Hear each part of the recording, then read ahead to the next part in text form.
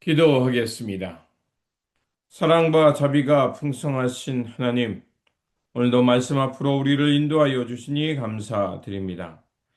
세상을 의지했던 다윗의 모습이 혹시 우리의 모습은 아닌지 돌아보게 하여 주시고, 징계 중에도 자비를 베푸시는 하나님의 손길을 다시 한번 깨닫는 시간이 되게 하여 주옵소서.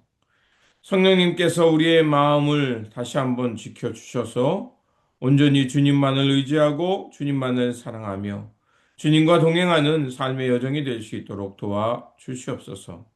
우리 구주 예수 그리스도 이름으로 기도드립니다. 아멘. 오늘 우리에게 주신 말씀은 사무엘 하 24장 18절에서 25절입니다. 이날에 가시 다윗에게 이르러 그에게 아뢰되 올라가서 여부스 사람 아라우나의 타작 마당에서 여호와를 위하여 제단을 쌓으소서 하매 다윗이 여호와께서 명령하신 바 갓의 말대로 올라가니라. 아라우나가 바라보다가 왕과 그의 부하들이 자기를 향하여 건너옴을 보고 나가서 왕 앞에서 얼굴을 땅에 대고 절하며 이르되 어찌하여 내 주 왕께서 종에게 임하시나이까 하니 다윗이 이르되 내게서 타작 마당을 사서 여호와께 제단을 쌓고 백성에게 내리는 재앙을 그치게 하려 함이라 하는지라. 아라우나가 다윗에게 아뢰되 원하건대 내 주 왕은 좋게 여기시는 대로 취하여 드리소서. 번제에 대하여는 소가 있고 뗄 나무에 대하여는 마당질 하는 도구와 소의 멍에가 있나이다. 왕이여 아라우나가 이것을 다 왕께 드리나이다 하고 또 왕께 아뢰되 왕의 하나님 여호와께서 왕을 기쁘게 받으시기를 원하나이다. 왕이 아라우나에게 이르되 그렇지 아니하다. 내가 값을 주고 내게서 사리라. 값 없이는 내 하나님 여호와께 번제를 드리지 아니하리라 하고 다윗이 은 50세겔로 타작 마당과 소를 사서 그곳에서 여호와를 위하여 제단을 쌓고 번제와 화목제를 드렸더니 이에 여호와께서 그 땅을 위한 기도를 들으시매 이스라엘에게 내리는 재앙이 그쳤더라. 아멘. 오늘 본문 말씀은 다윗의 말년에 있었던 사건을 기록해 주고 있습니다. 인생의 황혼기에 접어들었던 다윗은 승전보가 아닌 뼈아픈 실수를 기록하며 오늘 본문 말씀 사무엘 하를 마무리하고 있습니다. 평생을 하나님의 마음에 합한 자로 살았던 그였지만 인생의 막바지에 큰 유혹을 직면합니다. 그것은 바로 숫자의 유혹이었습니다.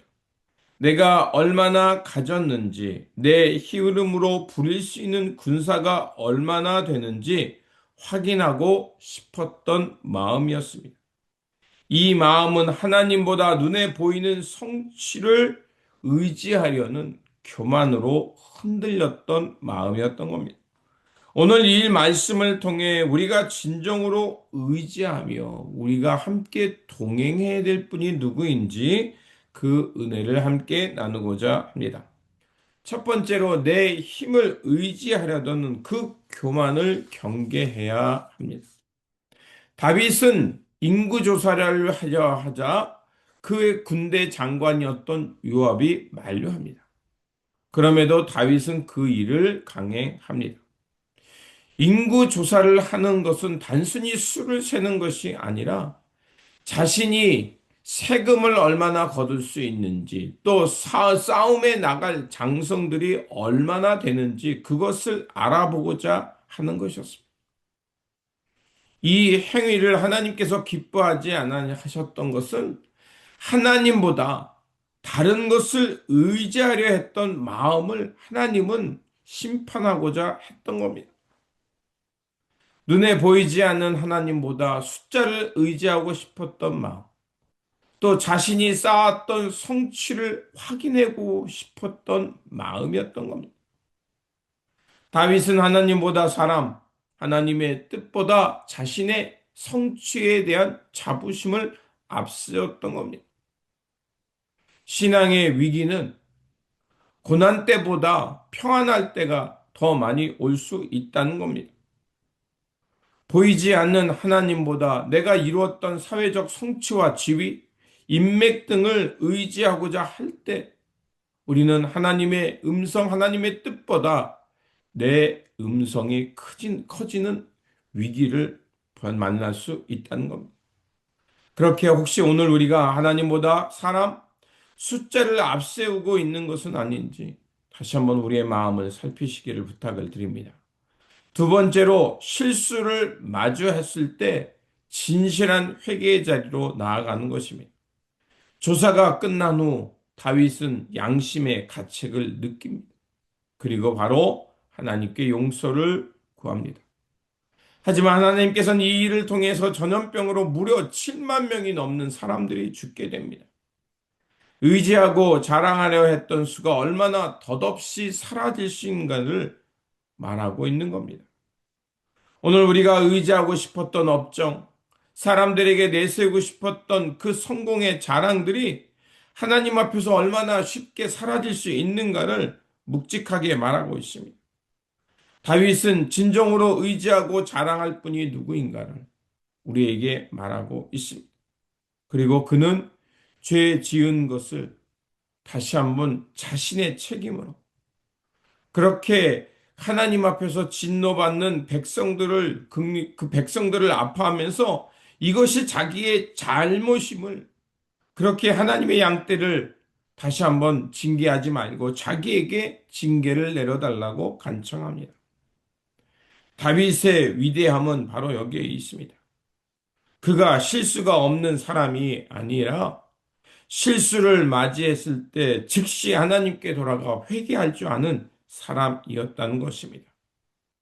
잘못을 저지르지 않게 조심하는 것도 중요하지만 잘못을 저질렀을 때 즉시 깨닫고 하나님 앞에 나아가 회개하는 것이 얼마나 중요한가를 말해주고 있습니다.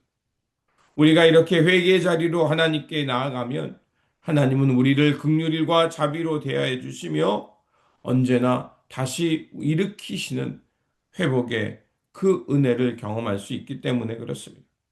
세 번째로 대가를 지불하는 순수한 예배를 회복하는 것입니다. 하나님은 아라우나의 타작마당에서 제단을 쌓으라고 말합니다. 아라우나는 모든 재물을 거저 주겠다고 제안하지만 다윗은 그 제안을 거절하고 내가 값없이 내 하나님께 번제를 드리지 아니하겠다 하며 정당한 값을 치르며 제사를 드립니다. 처음 인구 조사를 통해서 자신의 업적을 자랑하려 했던 그 다윗의 모습과 완전히 다르게 온전하고 순전한 마음으로 하나님께 나아가는 것을 볼 수가 있습니다. 아라누아의 사심 없는 헌신과 하나님을 향해 기꺼이 값을 치르며 하나님 앞에 속죄제를 드리려는 이 다윗의 마음, 이 마음을 하나님은 기뻐하셨던 것입니다.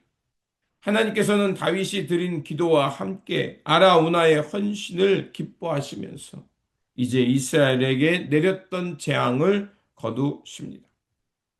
우리가 하나님을 향해 참된 예배를 드린다는 것은 나의 만족과 내가 원하는 형식이 아니라 나의 중심을 하나님께 드리며 하나님의 마음과 하나님의 뜻을 담는다는 것을 기억해야 합니다.